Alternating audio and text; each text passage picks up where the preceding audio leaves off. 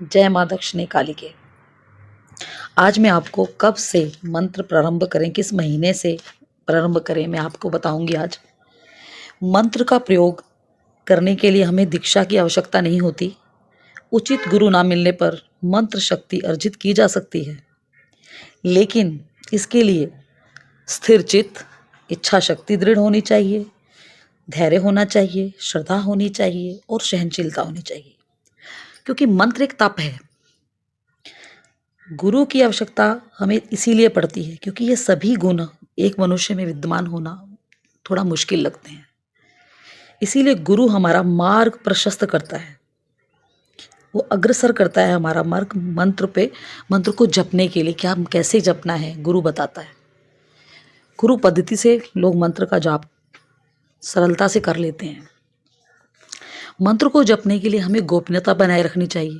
जिस मंत्र का जाप कर रहे हैं हर व्यक्ति को नहीं बताना चाहिए कि हम इस मंत्र का जाप कर रहे हैं, क्योंकि आजकल के लोग आस पड़ोस जो है कानाफूसी करते हैं, ये पता नहीं किस मंत्र का जाप क्यों कर रहा है, उसमें विघ्न डालने की कोशिश करते हैं।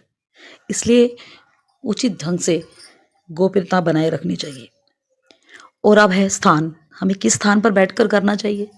अगर किसी व्यक्ति अपने घर में मंदिर बना लेते हैं, वहाँ शांत वातावरण होता है, उस मंदिर में कर सकते हैं।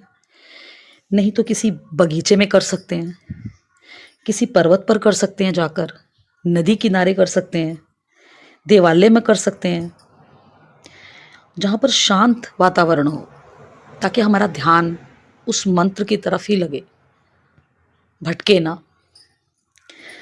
और अब मैं आपको बताती हूँ कि मंत्र का प्रयोग हमें किन किन महीनों में करना चाहिए कि हमें लाभ होता है।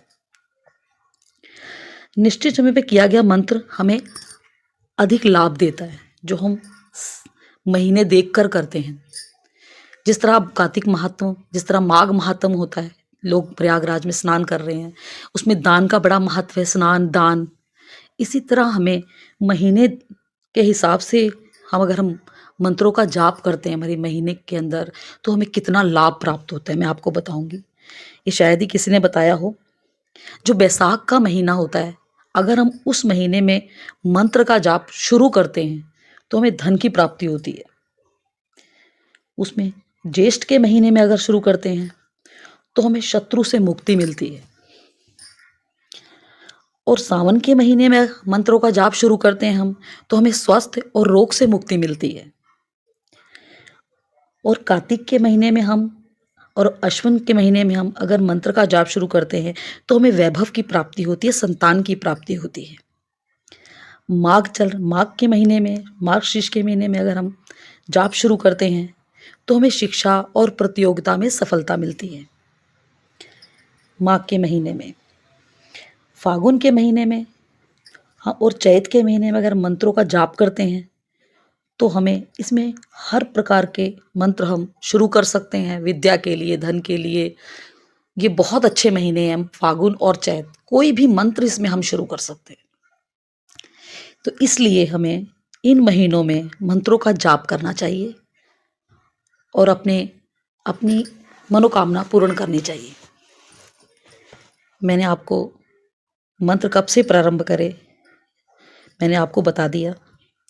इस प्रकार अपना मंत्र आप प्रारंभ कर सकते हैं इन महीनों में और अपने इष्ट को प्रसन्न कर सकते हैं।